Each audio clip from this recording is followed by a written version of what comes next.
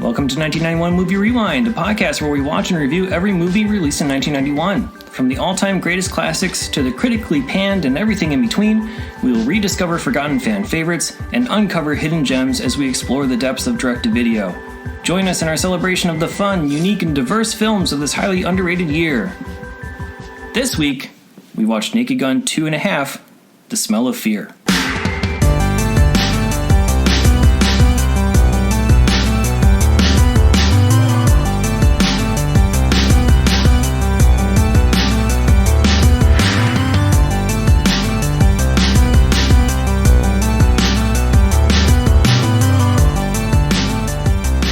Hi, this is Nikki. And this is John, and thank you for joining us on 1991 Movie Rewind. So in our first episode, we talked about why we started this podcast, and I'm just going to repeat. We'll probably repeat this for the next few, and then, it's good to have a refresher. Once people get the gist of it. So last year, 2020, at the beginning of the pandemic, we started having a lot of Netflix parties or movie watching parties, and a lot of the movies that we were watching were, and the ones that we enjoyed the most were from the year 1991. And maybe a few months ago, back in maybe September, October of 2020, we were like, should we talk about this in a podcast form?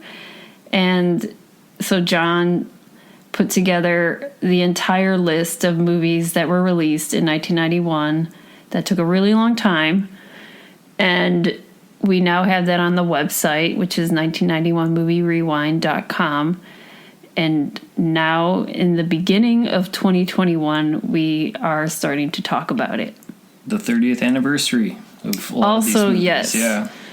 And then we also were like, 1991 was also 30 years ago. So this is the 30th anniversary for all of these movies. Yeah. So we'll get to as many as we can, and then we'll just keep the party going for 31, 32, 33, and so on.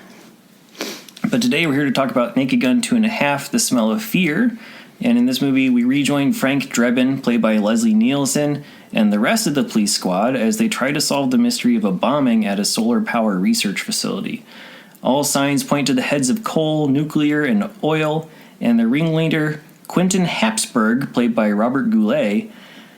And to make matters worse for Frank, his ex-girlfriend Jane Spencer, played by Priscilla Presley, is dating Hapsburg. Can the police squad save the day yet again and maybe get the girl back at the same time? Screenplay by David Zucker and Pat Proft, directed by David Zucker, and released on June 28th, 1991. So I think, even though I just gave a summary of the plot, I think it's probably important to say that in a movie like Naked Gun, plot really doesn't matter. It's not it's the all driving about the jokes. focus. Yeah, it should be unimportant. Like, for anyone who may be unfamiliar with Naked Gun, first, this is a sequel. That's why it's called 2.5. They try to inject jokes into the title. But Naked Gun and Police Squad, which is a 1982 series that this is based around, the TV show, an offshoot of, which I never saw. I never saw much either. I think I maybe saw like brief clips. But it's like a pure like parody of the genre of like police procedurals and like stuff like what would people be familiar with these days? NYPD Blue. That's old. That is I don't know. It's very 90s. Blue Bloods. I don't even know any besides Chicago, because there's now Chicago Fire, Chicago PD. Yeah, all these Chicago Med. I mean, those are the procedurals that I'm used to now. So but I don't really watch those shows. That's what they're going after. They're looking at the idea of a cop show and a cop drama and just turning it on its head as much as possible and just injecting subversive material in there. So the plot is just, it's there, but you don't need it. It's more about the jokes. But I will quickly say about the plot that it is weird in this case, and something of a letdown is that the stakes are significantly lower in this movie than what we saw in Naked Gun 1, which came out in 88, I think it was. Yes. Because in the first one we go from someone's going to kill the Queen of England. Yes. And now it's somebody's going to be the wrong person giving this speech to a group of people. And that's the big thing. I mean, there's bombs, but like that. But that's not like what they focus on. They're like, this. Yeah, and this body double for this person is going to give the speech. Turns out to be the most boring speech in the world. Yeah. When the right person gives it, yeah. Mm-hmm. So I thought it was worth mentioning. The plot is. They could have raised the stakes just for the sake of absurdity, I think. Yeah. But let's talk about comedy. Yeah, shall we? Let's do it. Because the film starts very much with a slapstick sequence, and that's sort of like a running thing throughout the Naked Gun franchise. Is a nice mix of visual, slapstick, verbal, just like any type of comedy you can think of is kind of mashed together in these movies. So the opening scene is with Frank Drebin, who is invited to the White House for a dinner with all these different energy heads. And Barbara Bush is there, and George Bush is there. And Barbara Bush just takes a beating inadvertently. Throughout the entire movie. Frank exits the bathroom or something and slams the door in her face, completely oblivious to what he had just done. At one point he has this giant lobster dinner that he's eating. Smacks her by accident with the claw of this massive lobster and pulls the chair out from under her to offer it to someone else. Just a lot of she takes a beating. Yeah. And it's probably the most Naked Gun sequence in the movie. Yeah, throughout the movie he is kind of always he's oblivious to what he's doing. Obliviously hurting her. Yeah, and or embarrassing her. But it's funny that she's not mad about it. She's just kind of flopping over she's not mad about it. Yeah, part of what makes it funny is that people come to her aid, but nobody's recognizes the actual situation. Yeah, no one comes up to him and says, "Hey, why did you hit that?" Or, "Hey, look out, be careful." Everyone just sort of they know something happened, and Frank Drebin is at the core of it. But they kind of act like it was she was slipping disaster. And falling on her own. She fell on her own, or that she just happened to, So it's George Bush Sr. being impersonated, the first President George Bush, and then Barbara Bush, who I don't think has any lines. No, it's just her kind of going, falling over a lot. Over. I thought Barbara was better than George, maybe because she didn't have any lines, but she looked a lot more like George. Like her. The guy counterpart. who played, I don't know his name, I forgot. John Rourke. Okay, the guy that played him, it looked like he had, it was obvious face, makeup and either prosthetics just to look like him, and then the voice was really odd. Yeah. He was trying too hard to do the George Bush voice. Yeah, I think so. And then Marjorie Jane Ross was the one who played Barbara Bush, and she had only been in 2 movies, this and a movie called Hero, where she also played Barbara Bush. I wonder if she's just... That was her thing for the 2 Barbara movies. Bush and then impersonator. And then Clinton was elected. They hire her. No longer needed, I guess. Right. But the guy, John Rourke, he had done impression work a lot. I guess he was maybe sort of like a Rich Little type of a guy who did impressions, but maybe not the best of impressions, and focus on the political stuff. So, not great. He also did play Bush in Silence of the Hams, which is a 1993 spoof of Silence of the Lambs. So, I've never seen it. No, I don't think I have either. Don't really want to. I'm curious just to know what... Well, maybe we'll make it part of that very special episode. Probably not. I mean, if we do, we will watch Silence of the Lambs again. Right. Just to kind of compare Maybe and I'll cross-reference and everything. I'll watch clips of it or something like that. Yeah, there you go.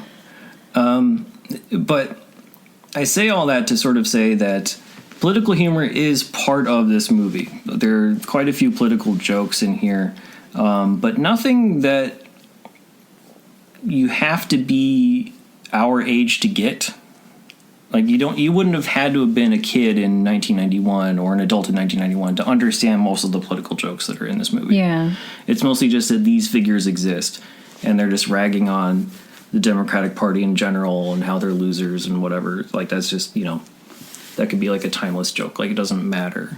Or they're talking about clean energy versus unclean energy in terms of like the solar panels and, oil and whatever else, which I think we'll probably get into maybe in a second. But,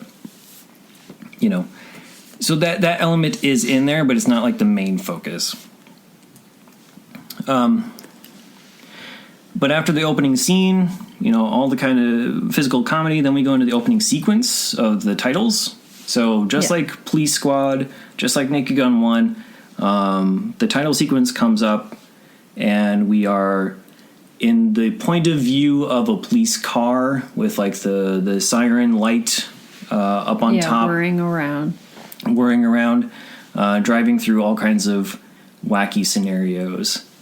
So they always have to try to think running people over, going through buildings. Exactly. Yeah, so they're going through buildings. They're doing some bumper car stuff. They're like roller coasters sometimes. In this case, they're like in a bullfighting ring, and the matadors are, moving their little capes or whatever they call those things. Mm-hmm.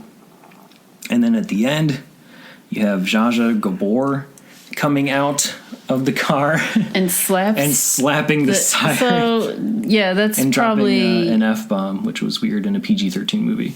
Yeah, that was probably meant for that day. Yeah, that was more of a joke of the time. So Zsa Zsa Gabor had been arrested like a year or two before for slapping a cop. Yeah. During a traffic stop. So that was just a, like a nod to exactly her, and that's her only appearance. Yeah, in the movie. In this movie, she just comes out of a car, slaps this police car, and then goes away. Yeah. But I mean, it was still funny. I mean, if you knew who Zsa Zsa Gabor was, if you understood that, and you joke understood the context of it, it was funny. And even if you did the other stuff, I thought was interesting, like the bumper cars and the birth canal. Like, some of that stuff's like kind of obvious, but it was still like it was worth a chuckle. Mm-hmm. And then we get into the meat of the story with the bombing and everything. And to me, that's where like the jokes kind of fall flatter and flatter as time goes on. I don't know what you thought about it, because we watched Naked Gun 1 last year as well. Mm-hmm. So it's relatively fresh in your mind. How do you think the two compare? I mean, this movie is still funny, but of course the first one is a lot funnier with the jokes and how even the storyline, how everything just fell into place. It made sense. A lot of the jokes were in this movie were trying too hard. I think I liked in the beginning, when the bombing does happen, and then they show the body. Yeah, like all the chalk outline. Yeah, the chalk outlines where it's like on the wall. There's like a window carving of it, and then that was funny to me when he's just walking around seeing that, like the Egyptian hieroglyphic version of it. But it was, as the movie progressed, it was not as funny as the first one. I just feel that the first one was consistently funny throughout. Yeah, I agree. I think this one leads too much on parody of specific things. Mm-hmm. Whereas, like, Naked Gun 1 basically just tried to, I keep on saying inject, like, they keep on trying to, add the unexpected whenever possible. And, for comedies, I think that's crucial, because there's really, like, two key elements of comedy. One of them is well, I mean, there's probably whatever. One of them is like the unexpected, like, you know, you hope or expect that something is going to happen, and then you get turned on your head. Mm-hmm. And that can work in terms of horror, of course. You know, if you think someone's going to do a certain thing, and then all of a sudden here comes like a serial killer or whatever out of the shadows. But it also works in the opposite but similar way with comedy, where you have this build up to something, and then the writing turns it on its head, or the performances or the visual gag or whatever turns it on its head. The other key to comedy, in fact, why don't you ask me what the key to comedy is? Why do I have to ask you? What's the other key to comedy? Timing. Okay. I stole that joke from Garfield and Friends.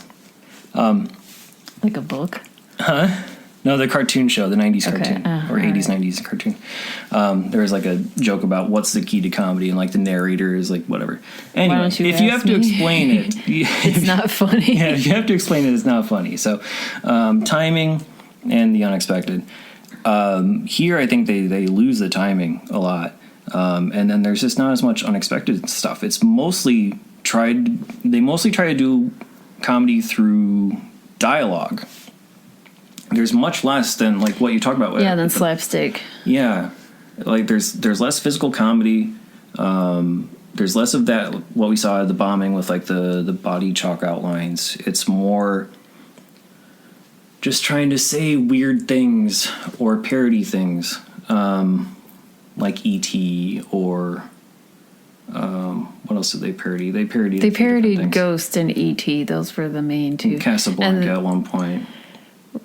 Yeah, and then there was the singing in the shower, where she was singing Barbra Streisand's The Way We Were. Yeah. Yeah, so they put like weird little things like that, but it wasn't filled to the brim with as many off the wall things that you would expect. There wasn't so many background gags that you would hope to find in this one. Should we talk about the ghost sequence though? Yeah, that's a major sequence in that movie. That was a long sequence. Yeah. So why don't you take it away? So this movie, directed by David Zucker, he also directed Airplane with his brother Jerry Zucker, who directed Ghost, and then that was released in 1990, maybe several months before this movie, maybe a year before this movie. Yeah. And then he uses, the obvious pottery scene in Ghost with the Righteous Brothers' Unchained Melody. Mm-hmm. And yeah, that scene was a little ridiculous and over the top. The Ghost one? The Ghost one, yeah. Yeah. You mean like the original movie? Or no, this parody. Yeah. Okay. And I was also trying to find, because there's a part where, they're taking their clothes off and they show Frank Drebin's chest. Leslie Neilsen. Oh, I didn't look up how old he was at the time. He was like 60s at least. I was trying to find out, because it's obviously a body double, stunt double, because it's like a very swole man's chest. And I was like, is that Arnold Schwarzenegger's chest? I was trying to find out who the chest double was, but I couldn't find it. Or the stunt. I mean, I found the stunt double because they do other stunts in this movie. Right. But I couldn't find the chest double. Yeah, the body doubles usually go uncredited, but it was definitely a very muscular person. But probably that gave us one of the better jokes in the movie when she puts her hand down this bodybuilder's pants, the shirtless bodybuilder's pants. Yeah, and then it was like a handful of clay. Yeah, it comes up with a handful of clay. It was funny and gross. Which then gets shaped into a ashtray. Yeah, as they're making out still. Yeah. So yeah, all kinds of like hands everywhere, and just just taking always multiple hands, because then there's like another scene where she's slapping him. Yeah, And it was like three or four hands come out to slap him in the face. Yeah, she tries to slap with the right. He blocks it and holds onto her hand. Tries to do it with the other hand. So now both of her hands are being held. And then a third hand comes out from nowhere and slaps him. And they look surprised. That's the kind of stuff that I wanted to see throughout the whole movie. But yeah, they kind of... I don't know, the movie kind of takes some of those things too far. Like, the ghost sequence was funny, but it lasted a bit too long. Like, when they're, in the sexual scene where it was portrayed all by, stock footage. I kind of like that. I don't know. I mean, it was funny, but it just went on a long time. They added so much. I didn't mind it. It was making me laugh.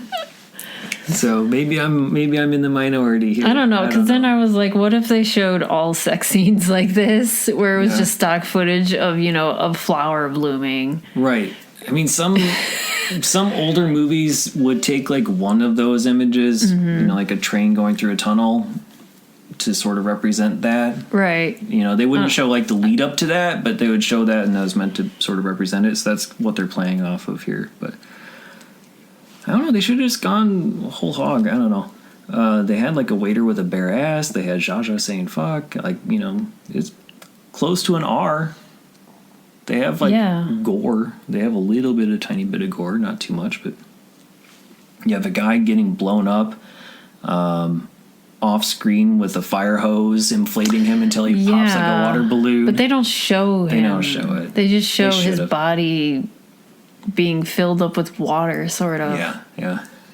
Maybe they thought it would be too much like Monty Python. Yeah, and then just water spitting out of his clothes, sort of. Sputtering out. So.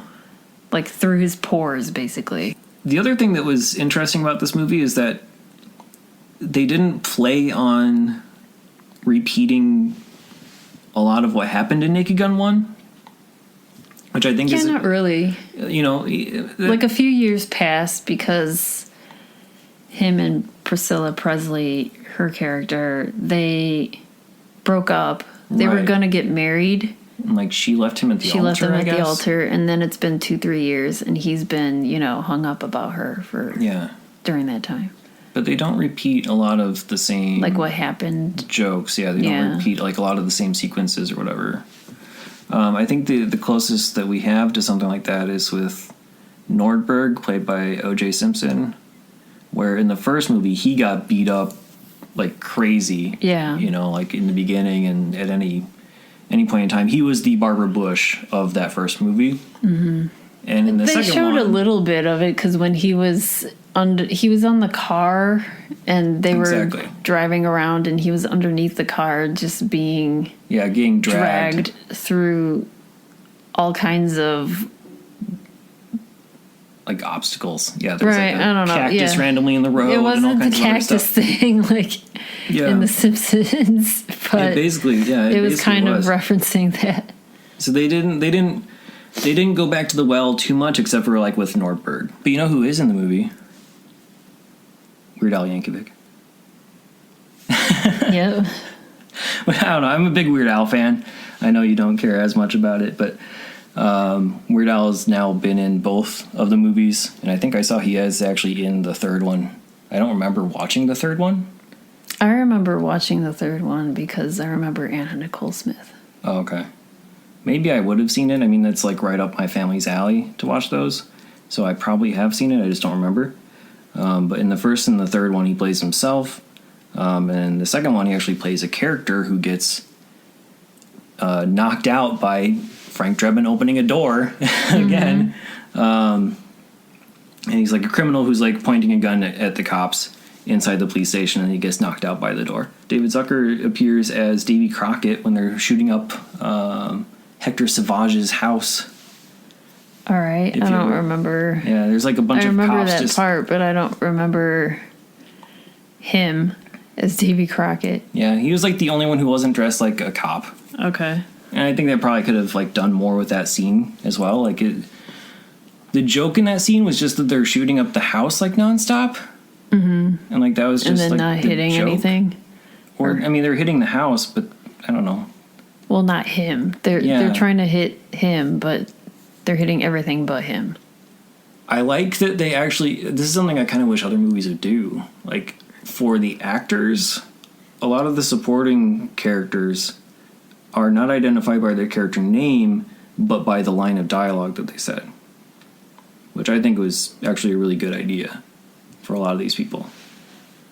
But then they also have, like, other joke credits in there, like, they'll have, like, the foreman on set, like the construction workers on set, foreman, and then they'll list the names, and then after that they'll have George Foreman, and then they'll have his, like, height and weight and stats for boxing, or they'll have film loader, and then the next one will be loaded filmer, right? Like random stuff like that, or production painter, and then impressionist painters. And this one was probably one of my favorites. Like, they do production painters, and they list the two. Then they say impressionist painters, Vincent Van Gogh and Edgar Skip Degas.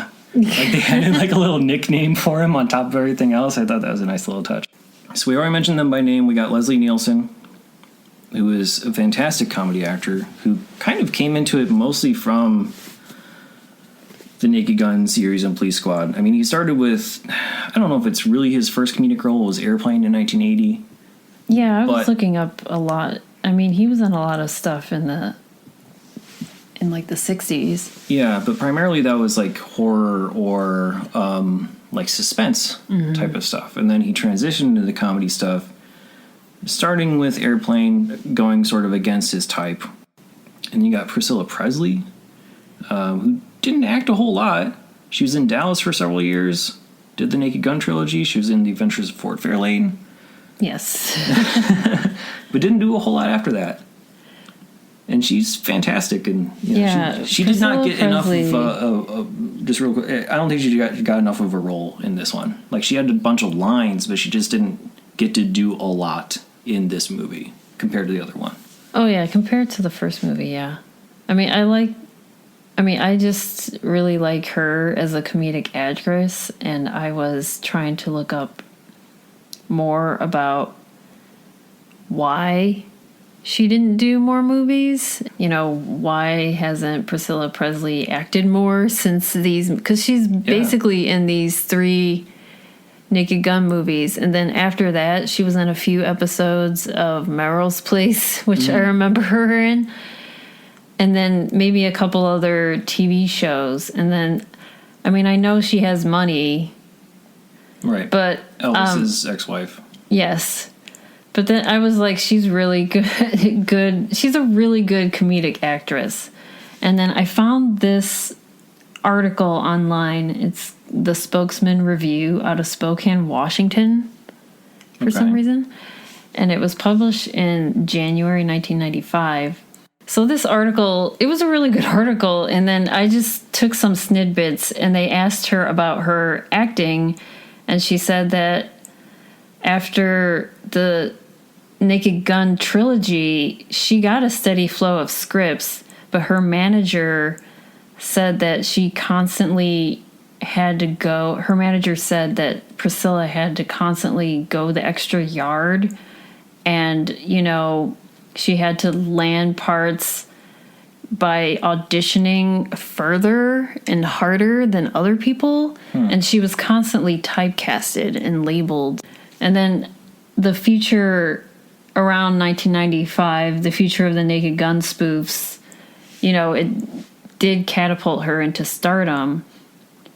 And they were thinking, David Zucker was thinking about making a 4th one around that time, but because of the OJ case, that definitely hindered everything. Makes sense. You could definitely do things without OJ's character. Right. They could have.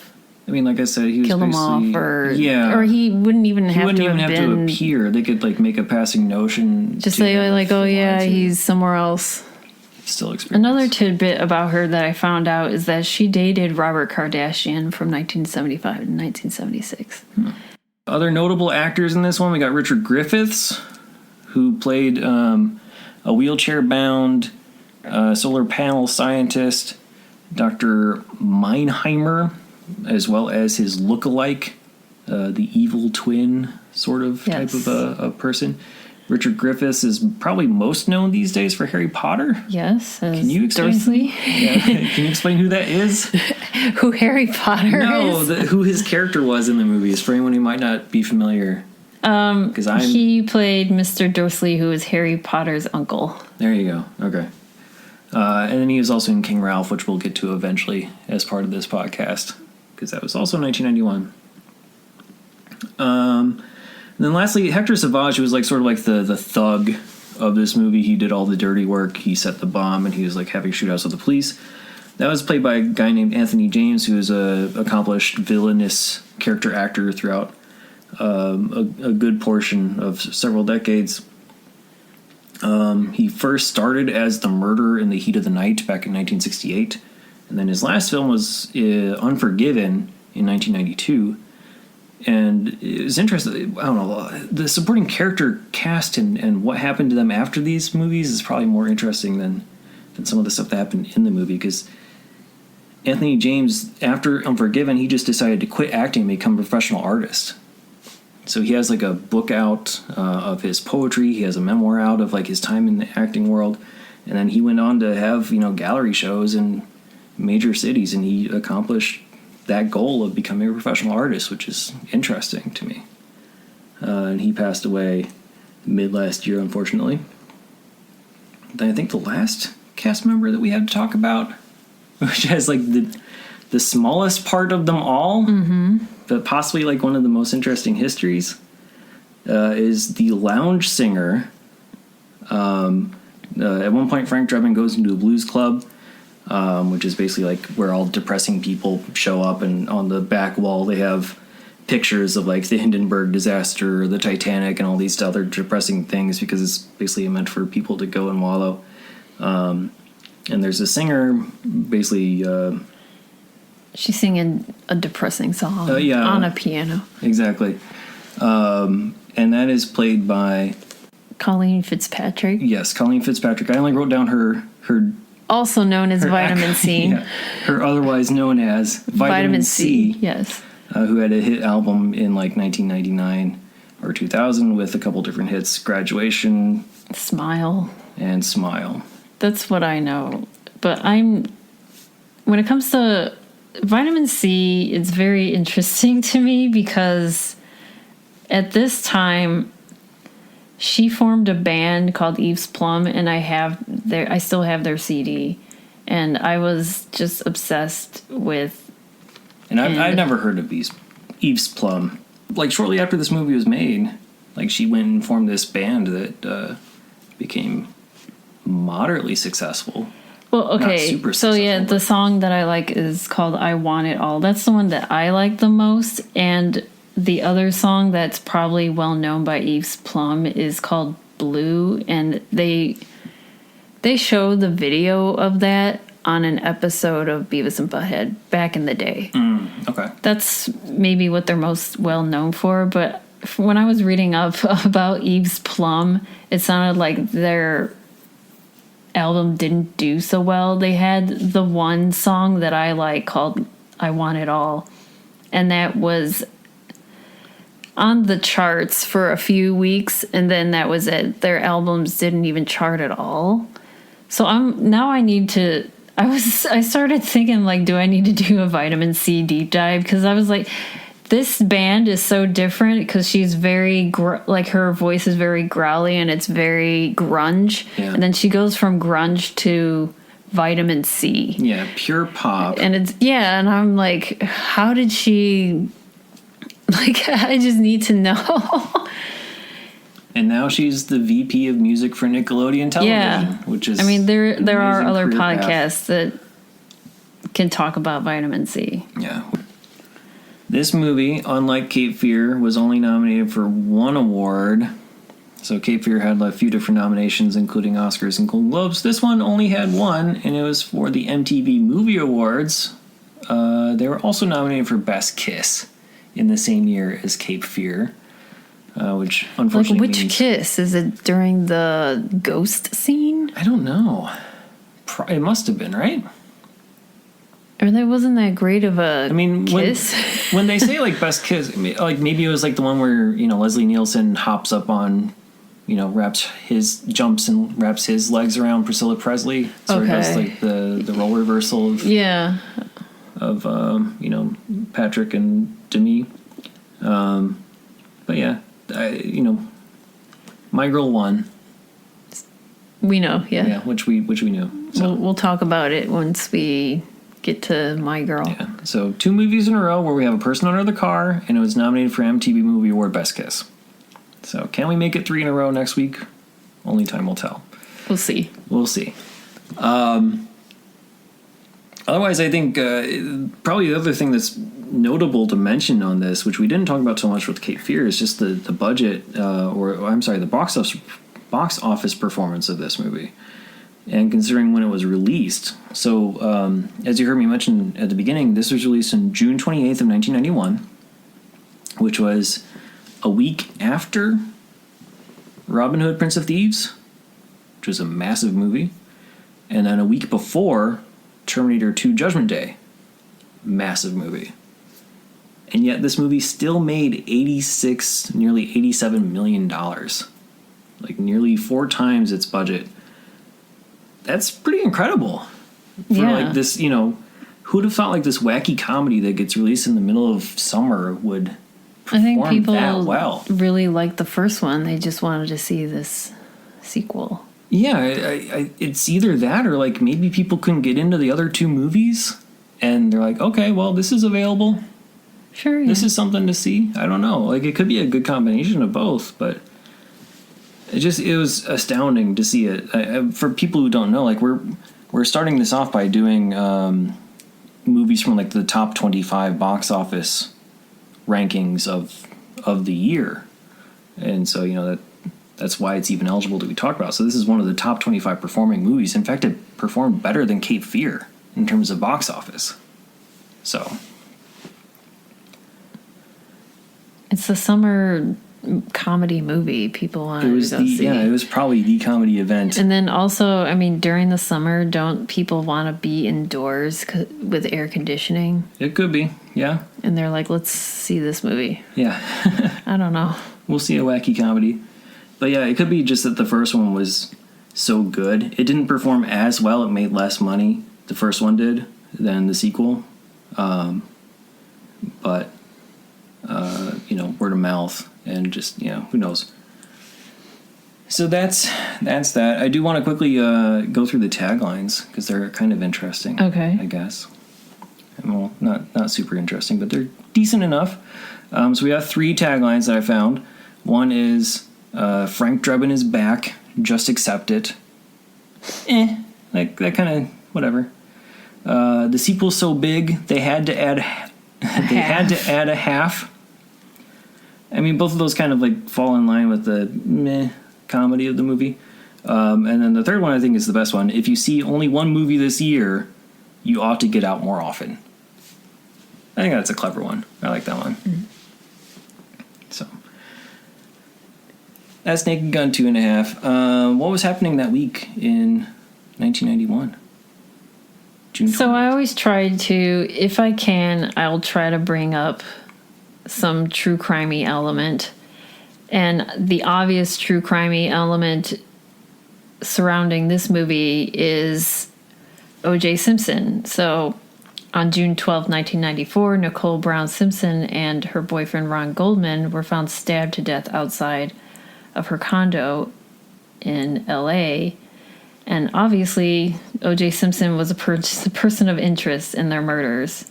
But I'm not going to delve into that because there are also 1 million podcasts and TV shows, and there is the American Crime Story, People versus O.J. Simpson, and then the O.J. Simpson documentary on Netflix called Made in America that do a much better job explaining. Yeah. If anything, we would do a podcast on the Zsa Zsa Gabor policeman slapping. Right. Before we do an O.J. episode. So what was going on during that week, pop culture-wise, is that the one thing that I forgot to add in the first episode for Cape Fear was the top song for that week. So I'm going to try and do that. Yeah, let's rectify it. Because I'm kind of mad at myself for not doing that. We'll add, it'll be on the blog. It'll be on the either website. the blog, but it'll probably be mentioned again because there's a lot of movies that would have been released around that time, and I'll mention it at that time. That's true.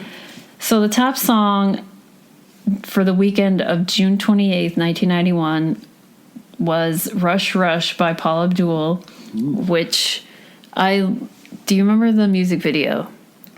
Was that the one that was mostly like her face in black and white? It was like a close-up of her face in black and white. It wasn't black and white, yes, but it was the rendition of the Rebel Without a Cause movie with Keanu Reeves. Okay. I used to love that. That was like back in the day when music videos were kind of like mini movies. Right. And yeah, I really liked that video. And then Keanu Reeves as in the James Dean role. And that song was on the #1 spot billboards for 5 weeks. Very cool. The top country song for that weekend was Garth Brooks' The Thunder Rolls. Oh, that's my favorite of his. I don't know very many Garth Brooks songs, but I know of that one and I enjoy it. So I know a lot of people that like him, so I wanted to include that. Yeah.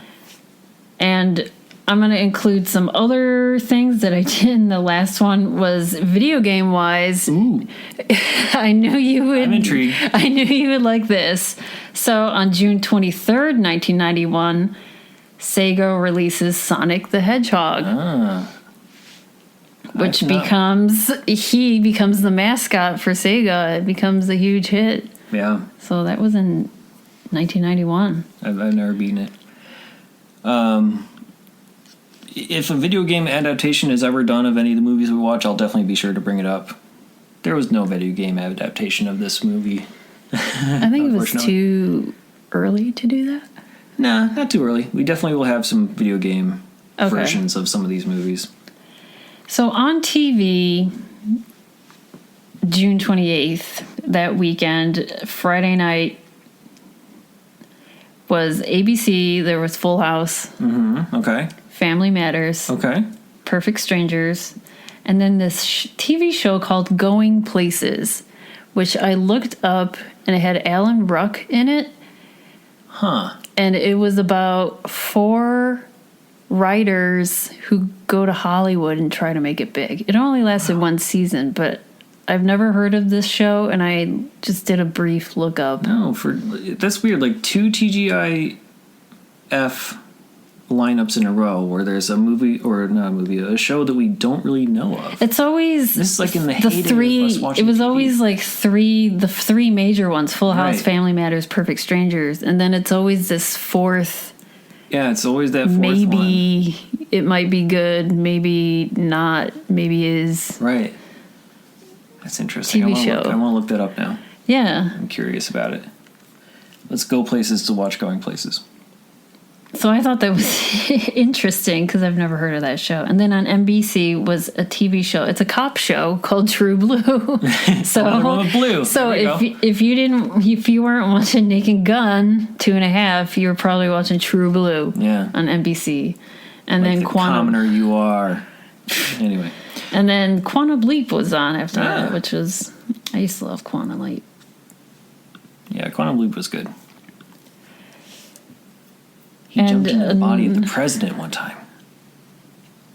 My favorite episode of that was when he jumped into a body of a pregnant woman.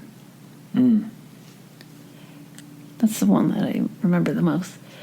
And another thing that when I was looking up this movie was that they are, as of 2018, they are thinking of doing a 4th movie. And the 4th movie is planned to be with Bill Hader as the star of Frank Drebin Jr., Frank's son, and it will be directed by David Zucker. That's interesting. I think I would watch it because I think Bill Hader would do a good job. Yeah. The thing is, like, David Zucker recently has not done such great stuff. I don't know. Like he continues to go back to the well, but again, he relies so much more on parody rather than like original off the wall comedy. Like Scary Movie 3, 4, 5 are his. Like the first two are the Wayans brothers, right. and 3, 4, 5 are Zucker. Yeah, the ones that no one likes. So I'm worried about that. I will say that if you want something like I like Bill Hader. If you want something that's recent, that's Naked Gun-esque, the first couple seasons of Angie Tribeca are like right in line with that type of comedy, and it's well done. And then it starts to trail off too, but yeah. Is it ranking and rating time? Yes. All right, I'll let you go first. So I do it on the 5-star scale. I give this a 3. It's okay. Okay, like middle of the road. Yeah. I mean, I was going to give it, when I was coming into watching this movie, I was just surprised that I liked it more than I thought I would, because it is still funny. Yeah. So yeah, it's an okay movie. Yeah, I agree. I think, for me, I do a 0 to 4 star scale with the half stars in there. I'm going to say 2.5 for this one, so like slightly above average. Again, I'm with you. I thought it was going to be terrible. Like, honestly, when we watched the first one last year, I thought that was going to be a lot worse than it was too. Mm. And I think what really helps it is there's very little political humor in here. You know, there's a lot of the jokes are relatively timeless. They don't rely on you knowing current events. But they just let things play out in way too long, and there's no payoff. So not as good as the first one, but still overall worth watching. I think it's good. Just not great. Would you watch it again? Every movie is worth watching once, but would you watch it again? Sure. I mean, I think I would watch the first movie over this one again.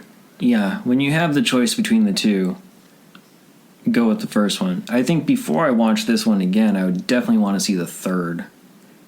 Third, at least, is okay. If I hadn't seen it before, which I honestly don't remember if I have. So I also think that maybe it would take some time before I watch it again. Let the jokes breathe, because a lot of the times comedies don't age well because you remember what the jokes are. And if you don't like have a nostalgic attachment to them, then it loses a lot of its appeal and luster. So I think I need to let several years pass, like at least a decade pass, before I try to watch this one again, just to make it a little bit more fresh in my mind.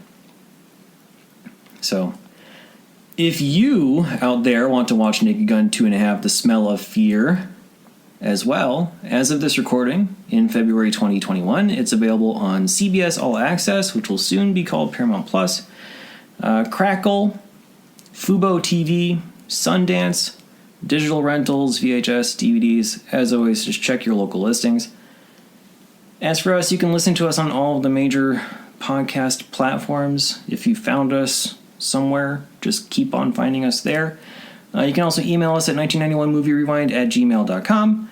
And of course, you can follow us on Twitter, Instagram, Facebook, and Letterboxd. Just search 1991 Movie Rewind or go to 1991movierewind.com for the full list of 800 plus movies, along with show notes, videos of the week, and much more. Next week, we're going to go back to the serious side of things, and we're going to watch Bugsy. And if you want to watch that with us, it'll be available on Fubo TV, Showtime, digital rental, VHS, and DVD. But for now, thank you for joining us on 1991 Movie Rewind. We'll see you next time. Thanks.